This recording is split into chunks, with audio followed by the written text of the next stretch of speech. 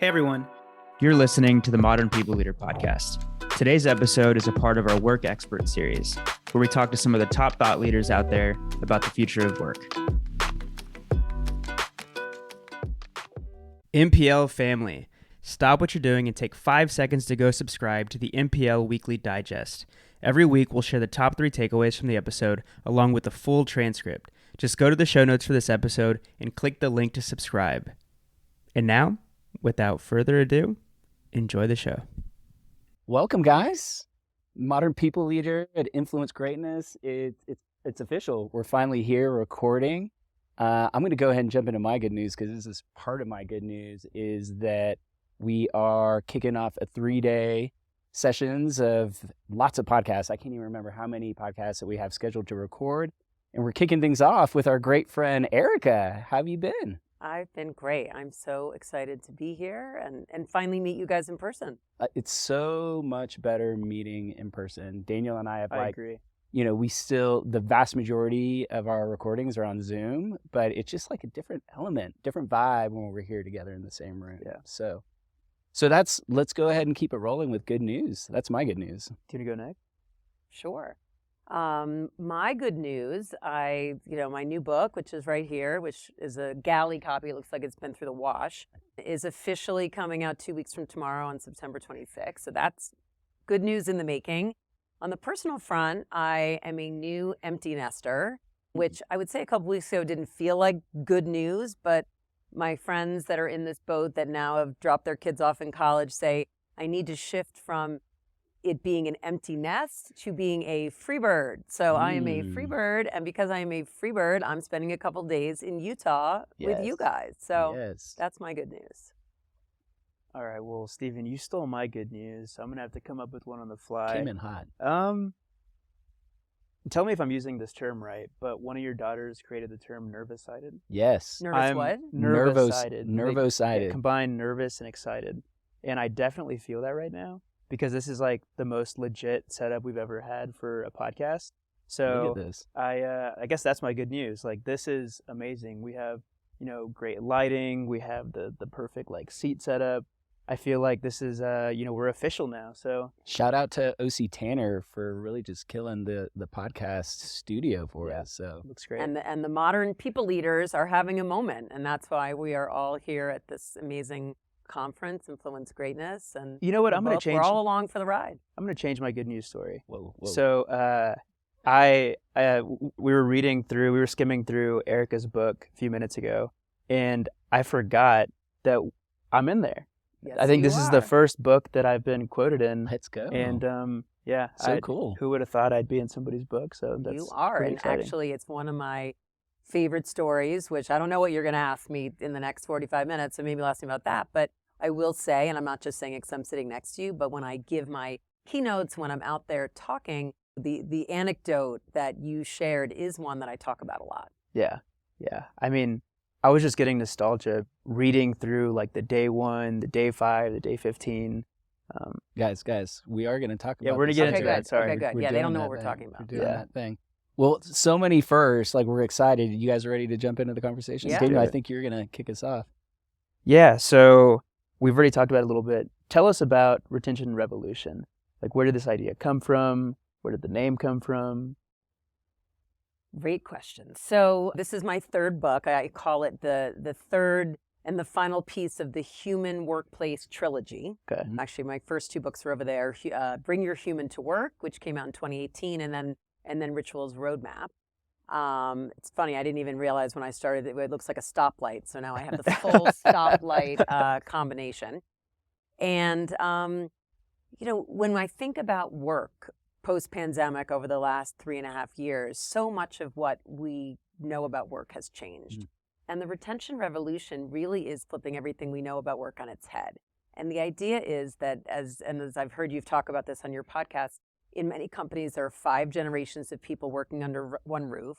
People aren't going to stay at one company forever, and probably not even 2, 3, or 4 companies. Yeah. Younger people are looking at their careers as more of a portfolio. So the idea is if people leaders or if companies are really intentional about how they onboard their employees, and like letting them know early and often what the values are and how they're going to learn and develop in the company.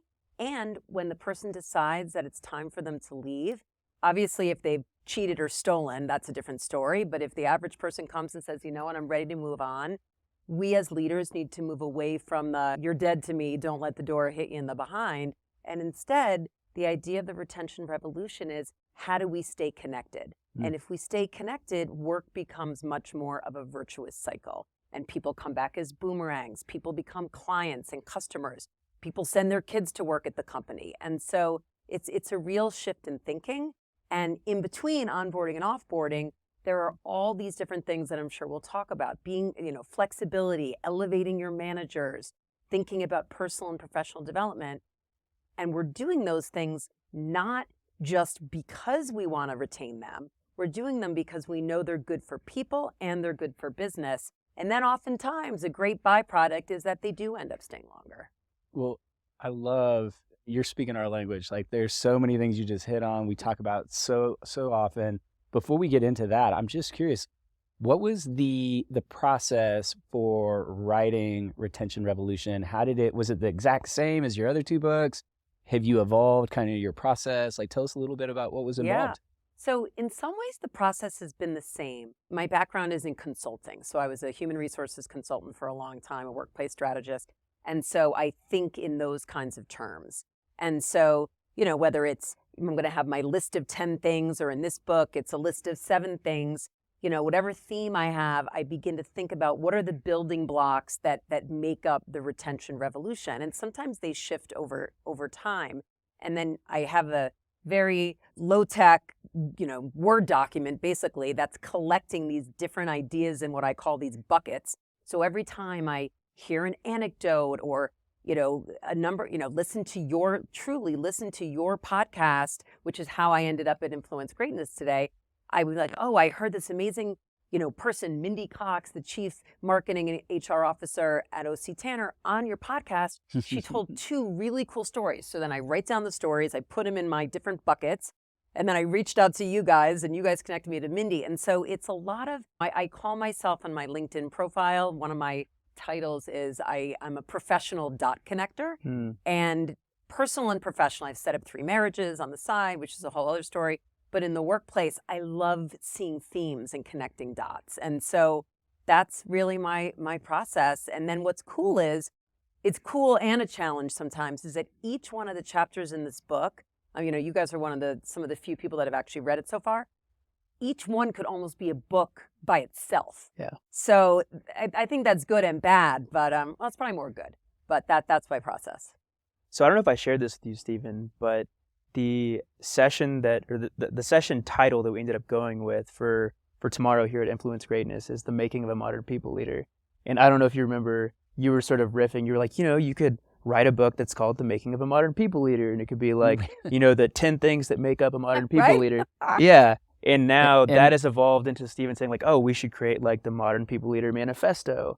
And we can, expand on that. Yeah, exactly.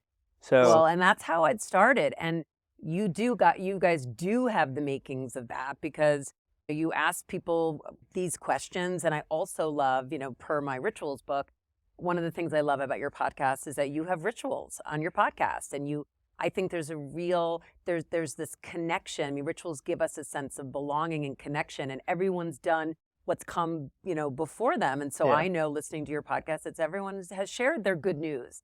So I think you guys are just really onto something. Well, thank you. It's so cool hearing people tell us, like, I listen to your show all the time. And as I'm listening, I know what's coming. So I start to think about like what my good news story is. Yeah. And that's just so cool, because the intention was, let's find a format that our audience will like react to well. Yeah. And we didn't know at the time that we were creating these rituals. We knew we wanted something that would bring people back. Yeah. So it's just so awesome. And we've been lucky to have friends like you to help us along the way. So it's been really, really cool.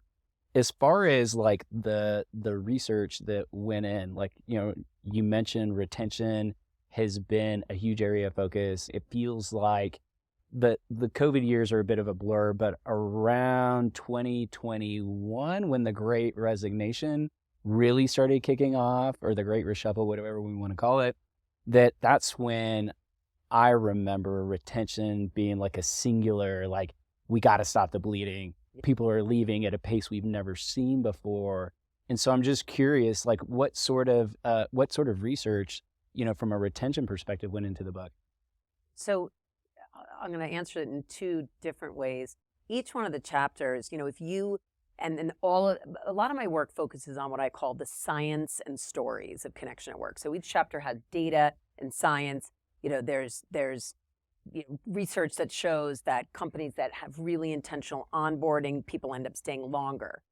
There's a Deloitte survey that I referenced in the book that found that companies that have a strong learning culture have retention and engagement rates 30 to 50% higher. Jeez. So the data is there. What I love about the book and what I think is really interesting is, my hope is that the book is relevant regardless of which way the pendulum is swinging. So we know the pendulum has swung from the Great Resignation to the Great or Not So Great Recession to everybody leaving to layoffs. And even Anthony Klotz, who coined the term the Great Resignation, it's now officially over. However, it has always been, and I believe will continue to be, a war for top talent. Yeah. Nobody wants to lose their top people. And so I tried to write the book in a way that that the points are relevant regardless of where we are in the pendulum swinging. And Love so I it. think that's really important. Go ahead, Daniel. No, I was going to say, so when we were sitting out in the lobby this morning, we were having our coffee. Me and Steven were trying to prepare for this conversation. And I forget the gentleman's name. Was it Brooks? Mm-hmm. Yes. Brooks was From like, Lululemon? Yes. he was like, oh, you're talking to Erica? He's like, she's awesome. I attended her webinar. And he was like, my favorite part of the webinar were the case studies or the examples, the stories. So I'm curious, is there one or two stories from the book that are maybe your favorites or like your go-tos that you're talking about? You're like asking me which of my children are my favorite, and that Basically. depends on the day. Although it's funny, on my phone, 2 of my 3 kids went into my phone and changed in their contact profile where it comes up as favorite child. So when it rings, I'm like, which favorite Which child is one calling? is this? Okay, so every chapter has stories in it. So I'll give you a few. One I'm going to share an example from O.C. Tanner because we are at Influence Greatness. So again, I love all my chapters equally, but there really aren't favorites. But one of them is about managers and how managers are having a moment and how we need to elevate and celebrate our managers. And, most people, when they think of middle managers, it's not a destination job. People are like, I'm going to be a manager on my way to something else. And when I spoke to Mindy and interviewed her for the book, one of the challenges that managers have is that they're an individual contributor and they're doing their day job. And then all of a sudden on a Tuesday, they're like, poof, you're a manager.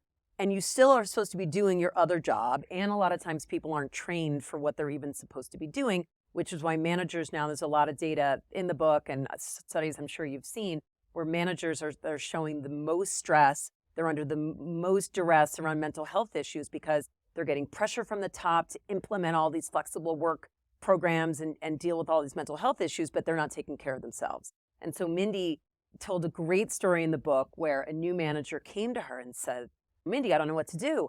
I have all these people coming to me to help them with this and this and this. And she said, that's your job now. And you don't need to be doing all of these other things.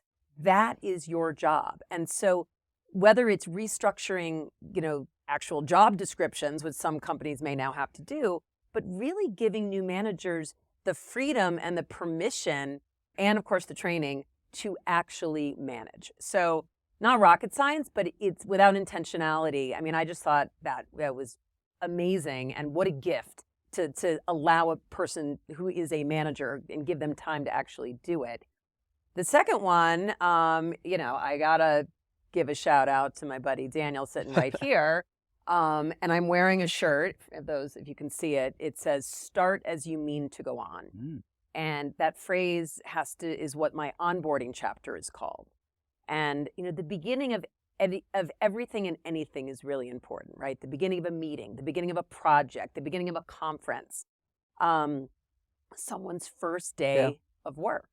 And so the phrase "start as you mean to go on" comes from a psychologist out of the UK named Penelope Leach. And what she found, she's a child psychologist. I wish I knew about her back when my kids were little.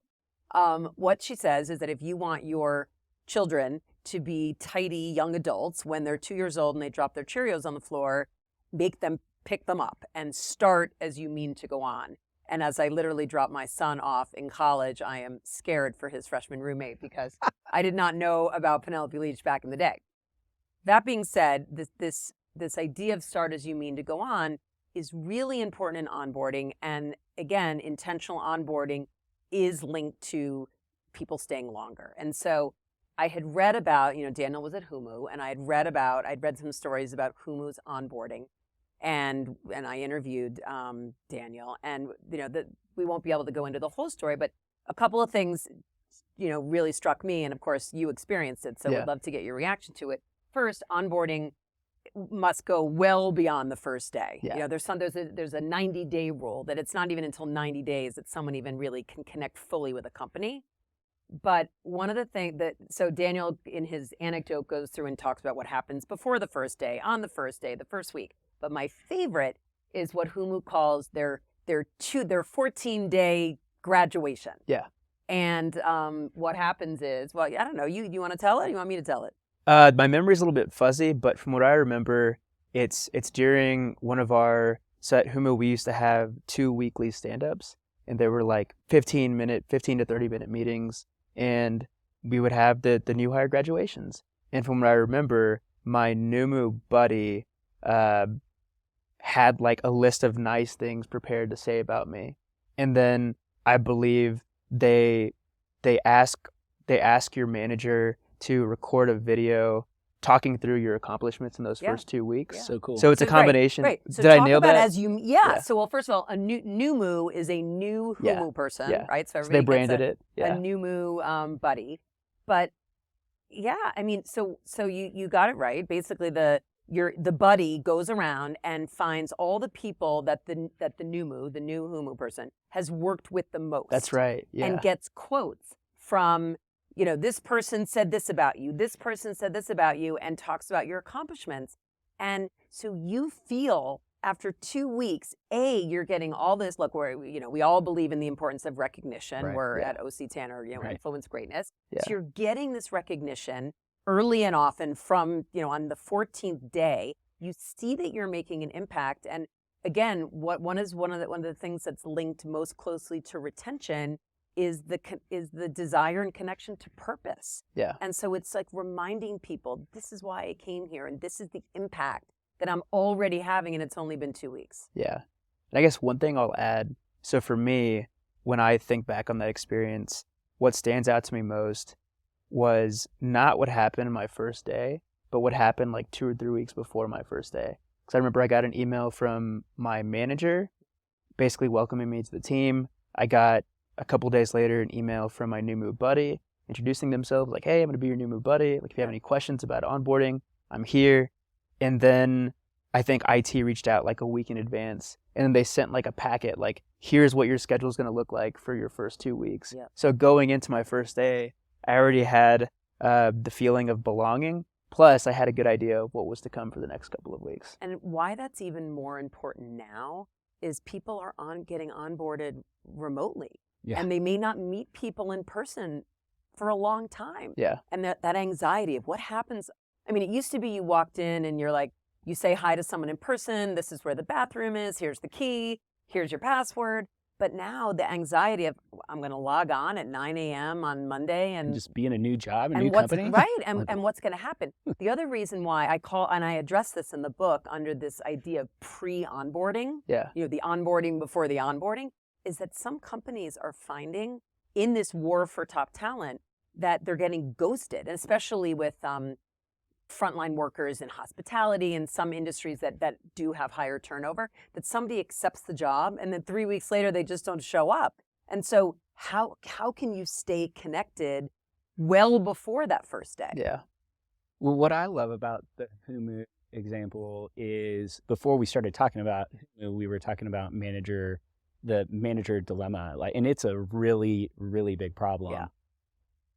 Part of that, the dilemma with managers and the being overburdened and not being trained, I think is what you said, is we haven't trained managers on what new behaviors they should be exhibiting to elicit the behaviors and responses that companies want, which is engagement, satisfaction, a sense of advocacy for the employer brand, all of those things. And in that very simple example of what Humu does for their onboarding, the manager is engaged in the process, and it's like a training, like, hey, just do a 15-minute or a 15-second or 1-minute clip on Daniel and what the first 2 weeks have been like. Those are the sorts of shorter, more direct feedback that is very specific is what I'm hearing that employees want, and they're not getting, and performance review processes don't enable that. And some managers get that organically. They're just naturally good at it. Others are kind of lost and don't know when to do it or how to do it or what the right things are. And so we don't need overly complicated or technology solutions to address some of the problems we're having. Go ahead. Well, no, you were mentioning that it's not clear to managers what behaviors they should be exhibiting or what they could be incorporating into their day-to-day or week-to-week to make the experience better for their employees.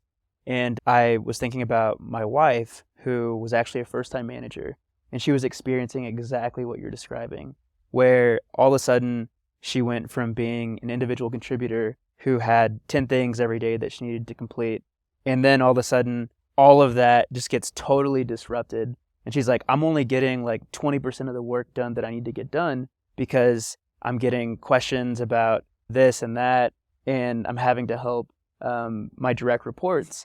And she was managing them remote, and they were in the office. So one piece of feedback that she got from one of her direct reports was, this feels, and it was somebody that was more junior, they were like, this feels difficult to be able to really collaborate with you and just stop by your desk and ask you a question. So something that she incorporated for her team was the idea of, I don't know if it was bi-weekly or just once a week, but office hours, where she would set up a digital office hour, and for an hour every Tuesday morning, they could stop in and ask her whatever question they want. And I'm curious if there's any other examples like that in the hiring chapter. I love that. I work with a CHRO. I also, one of my side hustles, I have a few clients, CHROs that I coach, and she implemented the same thing because she was trying to empower her direct reports to do certain things, but people were feeling that they didn't get enough one-on-one. Yeah. And so she created these office hours, and people love it. They love it because it can be spontaneous. You can focus on one thing. And what I also love about having these office hours, that you have something sort of critical that you want to get at when you do have your scheduled one-on-one. What's also really important is that that the manager really needs to check in. Yeah. Not just with the OKRs and not just with the, how did you do on this project? And I have a chapter in the book about being a human professional and how being a human professional is not an oxymoron.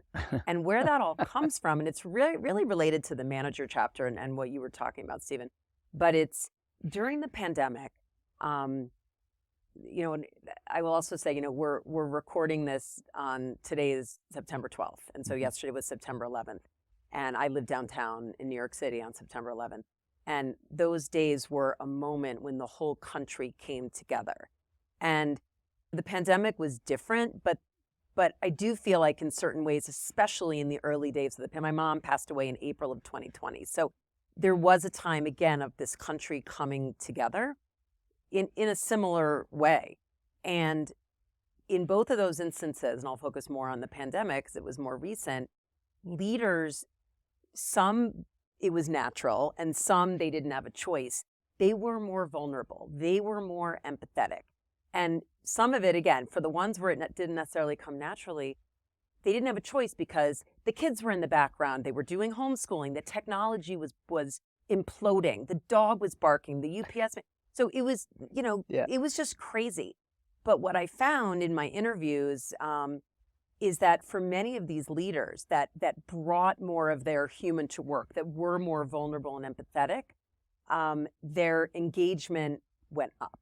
And employees got used to that kind of manager. They got used to managers actually asking them, how are you really, really doing? Yeah. Not just okay, let's have a meeting. How are you doing? Check, let's move on. Yeah. And so, just sort of, it's a long-winded answer, but to this, what are some other things? I think there's office hours, but then there's also really being, again, I overuse probably the word intentional, but if we don't keep checking in with our employees, many of them will leave. And as you all know in the work you do, people leave managers, not companies.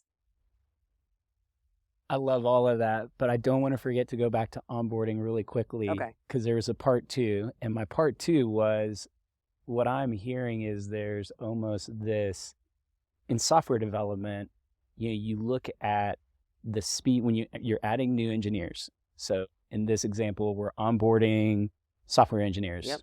technical team members. There is a metric that I always looked at, which was how quickly are engineers contributing to code. So the end goal is increasing our product velocity. Yep.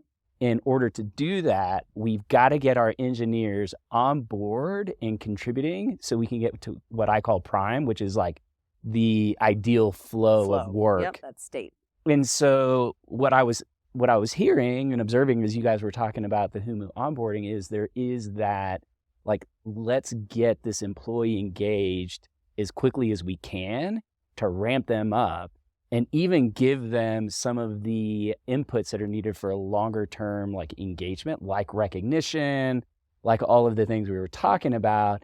And what I love about that, I always think about Jessica's Vaughn when we get into people ops as a product or looking at a more employee-centered design for just how we work. Yep. To me, that's what it's about. How quickly will this new hire contribute in a positive way to the company, and what are we doing? Yeah. In the example of Humu, what are we going to do to accelerate that? Yeah. Can I give you one more little example? Yeah. Please. Just on that. So I interviewed David Siegel, who's the CEO of Meetup. Okay. And when you look at the data, and it's really all generations, but in particular Gen Z, the newest generation in the workforce that's taking over in terms of numbers, they have a strong, strong, strong desire for purpose at work. Mm. So if we know that, and if we can bring that purpose and connect them to purpose in the onboarding, to your point, it will be a straight shot to that flow state. So what David does, and again, there's 150 people or 110 people at this company, so I'm not talking about I also interview a lot of people at Microsoft where there's a couple 100,000 people. Mm-hmm. There are ways to leverage tech for some of this, but this is a analog example. But what David does is a new person is starting and he sends an email and he says, "Hey, Daniel, I'm so excited that you are joining Meetup." And he literally goes into how your job, even say an engineer, this is how this job of an engineer impacts the purpose of Meetup. And literally, so people don't have to guess how they're making an impact. He is literally connecting the dots for them. And the broader analogy of that is, the story from way back with, there's an anecdote, people can look it up if they don't know it, of JFK is at a hospital in Houston and goes in and there's a janitor and says to the janitor, "So what do you do?" And the janitor says, "Well, I save lives."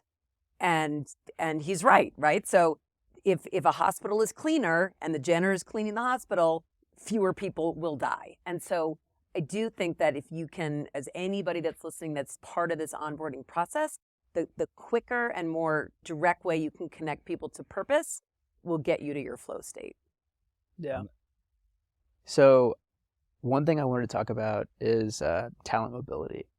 I remember early on, I don't think that the book was finished yet, but you were interviewing Brandon Samet from Zapier. Mm-hmm. Is that what he's in the book for? Or is it for something else? And another connection that I made through the podcast. I listened to your interview with Brandon, and I'm like, oh my God. And I have to say, He's amazing. He's Brandon, amazing. he's I did not next know level. the word secondment. Yeah, Did you guys? I did not. I had to I ask did. Steven. I was like, am I saying this right? Me too. I only know Yeah. that from my Goldman years, because Goldman has a tendency of calling things very fancy with, very elevated, using elevated So, words. And Just to be clear, is it secondment or secondment?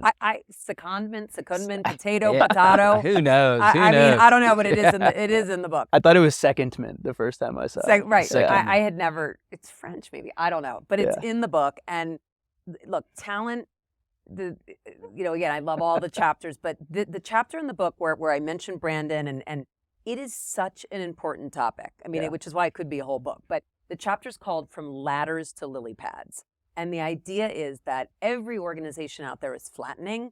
That trend isn't necessarily so new. So if we know that gone are the days of every year you get promoted and you get a little bit of a raise and a little bit of a new title, like that's just not going to happen. And as we talked about in the beginning of this conversation, people aren't staying that long anyway. Yeah. So we have to get creative to move people around, thus the lily pads, hopping from role to role. So in that chapter, one of the companies I interviewed is Citigroup, and they have within their HR group something called an experience hub, where you can literally go in and almost shop for a new project. And so they reach out to all the HR managers saying, what kind of projects do you need help on? And then they offer these projects to all of their employees, then they sort of do a matching. And what's interesting, and everybody's doing it differently, but it's one of the biggest trends I'm seeing in the HR space right now, is that this is sort of like in addition to their day job. And what the research shows is that if you're in a certain job and someone says, I want you to do more of the same work, you might get an eye roll. People are a little frustrated. But let's say you're in talent and you always wanted to do some work in DE&I, and someone said, well, you can do this project. Even if it's in addition to your day job, people are totally, not everybody, but many people, they want to grow. They want to grow on the job, up, down, and sideways. And so Citigroup matches through this experience hub. And at Zapier, they used their program to say, well, how could we move people to other parts of the business that maybe are busier right now? And how can we ask people how they want to learn and grow? And part of it was so they didn't have to lay people off also. Right. And it's insane how much money, and if you go to, pick a company, high-tech company that's had layoffs, go to their career site, and you're going to see roles for the jobs that they just laid off. When I forget the statistics, but it's like 3 times base salary. I forget what the old school determination of the cost of. Right, to replace someone. Exactly. Yes. And so it's like, there's got to be a better way. And then Brandon comes on our show and just is like, oh yeah, this is how we solve that problem. And he laid it out in a way that makes it so easy to understand. So I think for Zapier, they picked like their 2 advantages as a business. And they're like, we're going to build mobility programs for these specific pathways. For those pathways. Yeah, so I think it was like data science and I don't know, the other one was like agile or something like that. But then we also had, I don't know if you ended up talking to him, David Landman from Goldman Sachs. Yep. And he walked us through how they revamped mobility at Goldman Sachs. And their problem was that there were some people internally that were better at making moves within the firm than others. And they needed to create better process for people even knowing that that's an option to them. Because some people don't have like that gene, like to say like, oh, like I want to do that. Like, can I do this? Well, there's a lot of studies that show diverse individuals, people from historically underrepresented groups. There's a lot of research that says, that in particular, those individuals aren't the ones that are going to be super proactive. Right. They're not as comfortable. And it goes back to, is there a culture of psychological safety where people feel it's a change manage, it's a shift. Right. Because if I'm a manager and you're a rock star and I used to call it in the recruiting world, the best athlete, right? I don't want to share you with Steven. Like, you are crushing it for me. So it's from an organizational standpoint, again, we need to kind of we need to celebrate those managers that are creating these opportunities. Last night I was sitting, when I got here, I met 2 people that are here for the conference, and we just started chit-chatting. Everybody at this place is so friendly. And I was telling him about the book, and he used this word. He said, so we were talking about internal mobility, and he said, I just had a conversation internally at my company where they have a report and they call it Churnover. So clearly it's a mix of churn and turnover. And he said, and I was like, well, what does that mean? Churnover in this context in this company is that, if you have a lot of people in your group that are churning over, they're not leaving the company, but they're moving to my team and your team. And the leaders inside the company were kind of frustrated having high turnover because there was a cost to retrain people to move from your group to your group. And then they might have to backfill and hire people to fill. So I was like, wait. I go, to me, higher turnover is what everybody wants right now. Right. That long-term, the cost savings is huge. So he said that he literally is internally right now doing this marketing campaign to try to get them to even change the name of the report to internal mobility, because the word turnover is so negative. Yeah. That this should be celebrated. Like, talk about recognition. You should recognize the leaders who have the most turnover or the most internal mobility, because long term they're going to stay. So I don't know. Like, totally, I was geeking out. Like, minute one at this conference. I'm glad you brought that up, because in Retention Revolution, there's 7 old ideas, and this is a really cool aspect of the book, how you take the old idea and the old belief and the emerging the replacement, the new idea or the new belief. Right. And the one that just jumped out at me was number 7. And so I'm going to come back, I want to hear about the 7 old ideas. But the old idea was, there's the door, don't let it hit you in the ass. The new idea. I didn't write ass in the book. Right, but I had to throw that in because it makes more sense to me. Okay. The new idea is, smart companies know how to get a positive return on employee churn. And the reason that jumped out at me, maybe it's because I'm a software as a service former CEO. And, one of the key metrics is churn. Like, if you're going to fundraise, if you're going to exit, it's top line revenue growth, it's customer churn, and a couple of other metrics. And the nirvana of churn is negative churn. So you're not actually churning customers, you're expanding customers and bringing on new customers at a faster rate than what you're losing.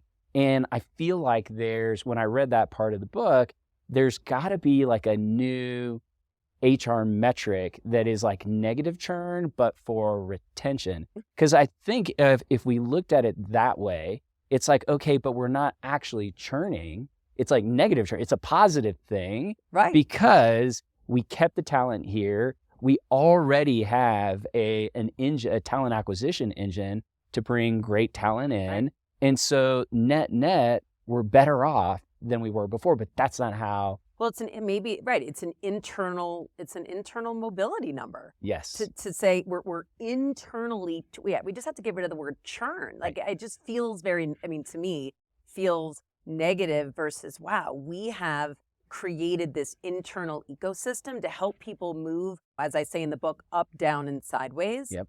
And even back to Generation Z, new Gallup study found that is even more important to them than compensation. Oh, yeah. Yeah, and I think did you interview Steve Cadigan for your book? I quote him. I mean, I love his book, Workquake, but I didn't interview him specifically for the book, but he's quoted all over it. Yeah. I'm trying to remember the exact quote, but it was something to the effect of, employees want a variety. They want like multiple experiences. They want variety in the managers. They want variety in the teams they're working with. They want variety in the type of work that they're doing. And I think about my little brother who's 23, 24. And I feel like his generation, like him and all of his friends, like, yes, they want to be paid well, but if they're going to be given the opportunity to sort of pivot and do something slightly different, that's exciting. Because I'm only laughing because I feel really old. I'm like, your little brother's like the same age as my girls. It's Yeah, real he's life. a Yeah, little one. that's real life. Yeah. And so we don't have to go through all 7 old ideas because that's why people need to read this amazing book. Yes. But you know, that old idea we just talked about, that was my favorite. What any ones that you want to pick from? I'm trying to see if there's one that we haven't even. One thing that we didn't talk about in the book. So there's one chapter that's called "Say Goodbye to the Lifestyles of the Rich and Flexible, and Hello to Flex for All," and how we need to think about flexibility, you know, in all kinds of roles. So in that one, the old idea is employees are only working when you can see them. Yes. And the new beginning is it's official. Autonomy and flexibility are good for business, great for people, and just might change the world. Yes. And one of the funny in my keynote that I'm doing is I have this video. You guys know what a mouse jiggler is? Yes. So a mouse is so is that the contraption that makes It makes it look like it keeps like your Slack active for the companies that are like that are tracking all of them. exactly. Yeah. So in the pandemic, when all the knowledge workers were sent home overnight, many managers, like, it was stressful. Like, how do I manage and monitor performance if I can't see people? Yeah. And so a lot of companies put in this software tracking to track how often people are typing on their computer, because when people are typing, they're working, of course, you know, right? Wrong, duh. So, you know, enter this mouse jiggler, which you can get on Amazon, this little contraption, and you stick it on your computer and it makes the computer move, and you could be out walking the dog or at yoga. Yes. So where there, you know, flexibility, there is such a demand and desire for flexibility that it just shows the great lengths that people will go. So I won't and also why that's a bad metric, like, you know, tracking number of clicks, tracking, like, that's the right. Well, right. If you want keystrokes, measure keystrokes, but that doesn't mean that you're working. And so it is a big shift. And for certain jobs, look, if you're in sales, then you can measure it. Certain jobs are harder to measure, but we really need to rethink how we are measuring performance and looking at outcomes. And then the second thing, and I know we won't have time to get into it today, but in this chapter, you know, flexibility is not going away. It's amazing. We all love it, but we have to balance that with also this desire, this human desire for connection. And so in the book, I have an acronym I call how to ace flexibility. And we need to think about flexibility through the lens of autonomy, connection, and equity. So it's just a little preview, but that's one of my favorites. I wish we could dig into that, but it's that time. We got to start turning the corner, and we're going to follow the same, even when we're at conferences doing this, the podcasting here, we follow the same format. We're going to mix up a few of the questions because you've been on our show before. Okay. So my first rapid fire question, what is the single biggest challenge modern people leaders are facing today? I would say a little bit of what I just said a minute ago, which is balancing this desire for flexibility and the desire for connection. Like, those two things oftentimes are opposing, and we need to figure out how to give people both. Love it. Love it.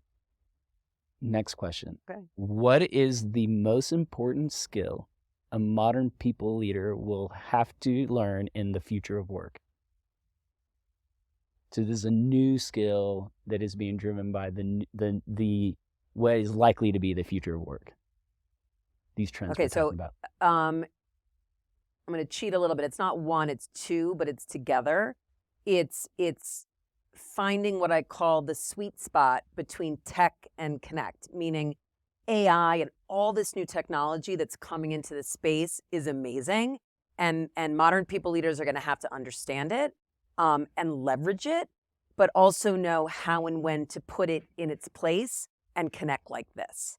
And that's not easy, but we have to understand both and figure out how to bring it into our world. We had the CEO of MetaView on our show, and I don't want to butcher his name. Seidel. And so he was walking us through what he believes the future looks like. And that is like the main use case he gave on what AI can't do for HR. Like, it can't make those judgment calls. It can't It Phew. can't supplant. That's a relief, because at least in 2023, like, we're still humans, not robots. Right. So good. Yeah. That's a little positive.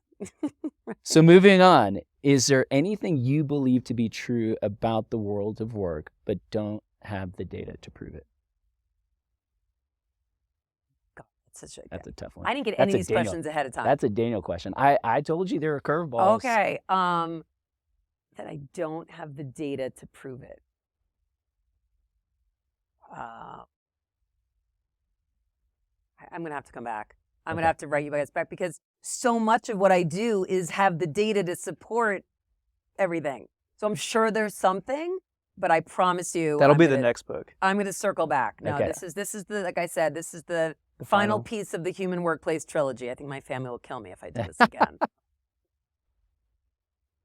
If we could only record one more podcast here at IG, like, who is one person here that we need to talk to? One of my favorite, impressive people. It's funny. One person I would have said you have had on, which is Donald Knight. I'm a huge Donald Knight fan. I think you interviewed him at maybe Transform. But I would say there's a relatively new modern people leader. She's been in the role less than a year, I think, is Stephanie Kramer, who's the head of HR at L'Oreal USA. Okay. And comes from managing one of the businesses, and really, brings an analytical approach to HR. And L'Oreal is an amazing organization. They're going through a huge HR transformation. And, I just think they're crushing it. We'll have to reach out to her. Sure. All right, so one word or phrase close. Who wants to go first? And as a reminder, we end every episode with either a word or a phrase to just sort of sum up the episode. Do you have yours? I don't. All right, I can go. I'm going to say human professional. I love it. Yeah. I'm gonna go with my sweater, which is start as you mean to go on. And, this is the very beginning of this conference, and I'm going to take a lot of what we talked about today and really, really channel it into my experience here. I'm going to go with ACE.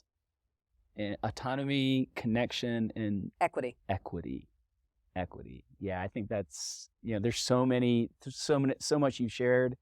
Erica, thank you so much for joining us in this amazing kind of layout and format that OC Tanner gave us. It's been an absolute blast, and we just have to keep doing this. I know. It's Hopefully really, it really, won't be really so great. long.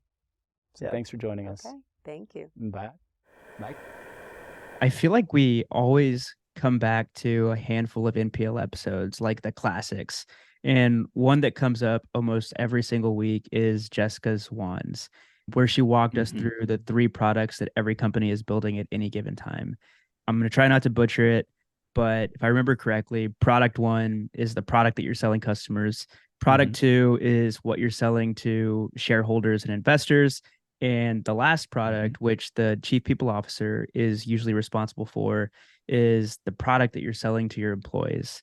And she emphasized the need for people leaders to adopt a product mindset when building the employee experience.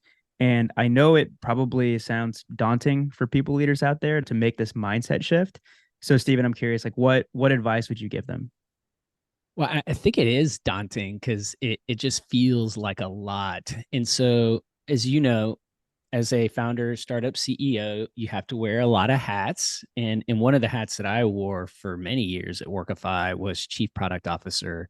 So with my chief product officer hat on, here's how I would get started. Step 1, we would map out all the moments that we believe matter to our employees. Literally, every kind of critical moment or key moment, jot it down. Step 2, figure out where the gaps are, where we feel like we could be better as a company in terms of supporting those moments that matter. And from there, I would get the people team together to prioritize the backlog of all these improvements that we want to make to better support the employee journey, or at least take it to the next level. And last but not least, I would start by assigning out owners for the highest priority work to the people team, and then get to work. I think everything else can wait.